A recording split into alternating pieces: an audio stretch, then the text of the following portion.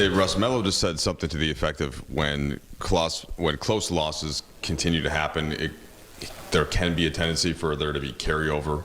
Not every game, not every time, but how do you fight against something like that when you guys have been in a lot of those games and haven't come out in the way that you want to?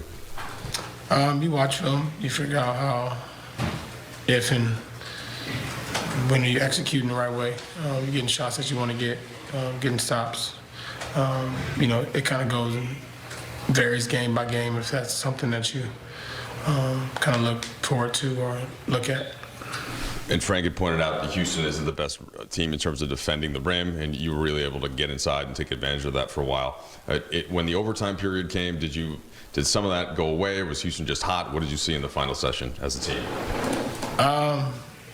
They made some big shots. Simple as that. Russ, this is your highest scoring game since in Charlotte. That was another game you guys had. The last look, you had a chance to win tonight as well. And last look in regulation, does it make it harder in these games when you're doing well, you're scoring and you're having some rhythm, and the team isn't able to win the game?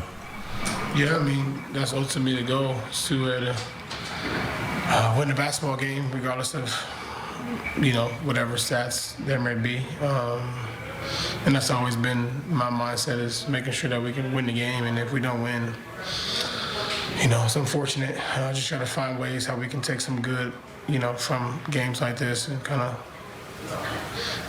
continue to move forward. Russ, kind of knowing that it's hard to win in this league any night, and I don't mean any disrespect to Houston, but that's a team that eyes are way down the road. They're 30-plus games under 500, and you guys played like that offensively. How disappointing is it to leave this building with a loss, considering all of that? It's easy to say their eyes. Like, you can't say that as individual basketball players. They're going to compete. They play the Lakers. They're going to compete. They're not worried about, regardless of what happened to them a month before, 2 weeks before. As you guys seen when you play the Lakers, they get up for those games. People are getting up, and it's a game for a lot of those young guys playing against a lot of guys like myself that have been in the league a long time. It's a thing for them. So regardless of any team's record in this league, you can be beat on any night, as you've seen. And we kind of messed around with the game, and they had confidence throughout the night and made some big shots in overtime. You guys have said that a lot this year, that teams get up to play you guys. It seems like it's something that you recognized really early in this season. Why has this team not been able to match that when it comes your direction more often than not? Well, it depends on who we got on the floor. We've had so many different people in and out of the lineup, so it's a question that can't be answered because it changes night to night. You never know who we have and who's in, who's out. So, Russ, considering the nature of this one and the way the fourth quarter went down, you personally, do you replay those plays in your head? Not necessarily even yours, just the consequential possession by possession, or is it a different process? I'm just curious, how, when you walk away from this one, what does your mind dwell on? I watch the game, and I watch it and see how, number one, I can be better, and then figure out how we can be better as a team. So I'll look at it and see kind of what and if we had, good defensive possession, good shots, whatever that may be. And I'll follow. There have been a couple times this year where for whatever reason, I guess you could say your back was against the wall or whatever. That's not the best analogy, but you had the Indiana game, and then you had the Atlanta game where they played really strong. The other night in San Antonio, you opened up about what you and your family got tonight really strong. Do you think there's any correlation between those things? I think for me to be able to, be able to express and talk calmly and get things off your chest is always good for me, and not holding it in and kind of taking all it, but allowing myself to be able to express how I'm feeling, express the important things in my life, and make sure I do that consistently because it's just better for me to be able to go and play the way I need to play, for this team and, as I move forward.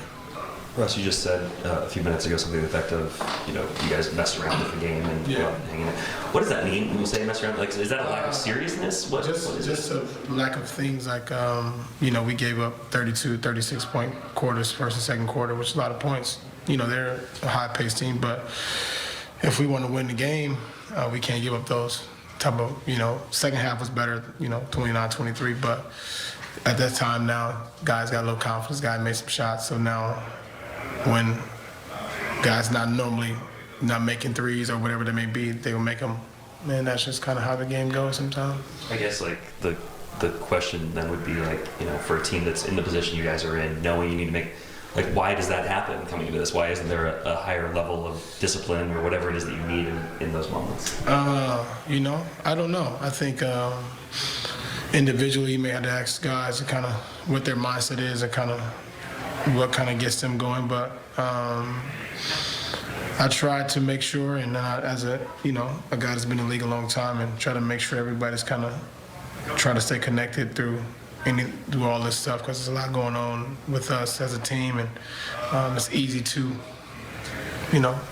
spread out and not trust each other. So I think the biggest thing is just constantly standing in all the guys' ears that we can still find ways to be able to stick with each other and have each other's back. In the game once the overtime started. They made it. I mean, they caught fire in their overtime. Everybody. They made shots. They knocked down their threes when they was open. Once they kind of hit some of those threes in overtime, we was playing uphill. We couldn't make a shot. We missed some open threes, some chippers at the basket, some layups, and the whole overtime they had the momentum, and that's what happened.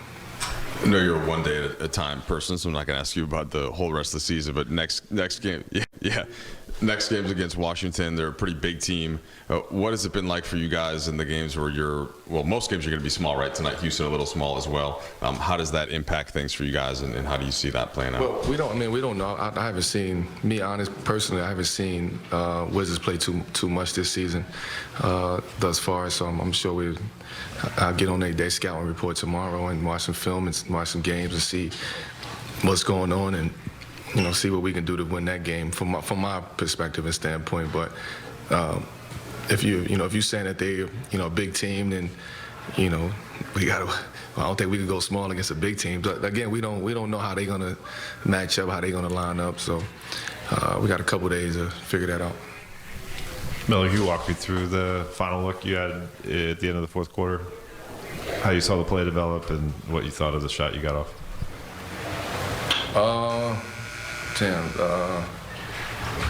I saw Brian going to the basket.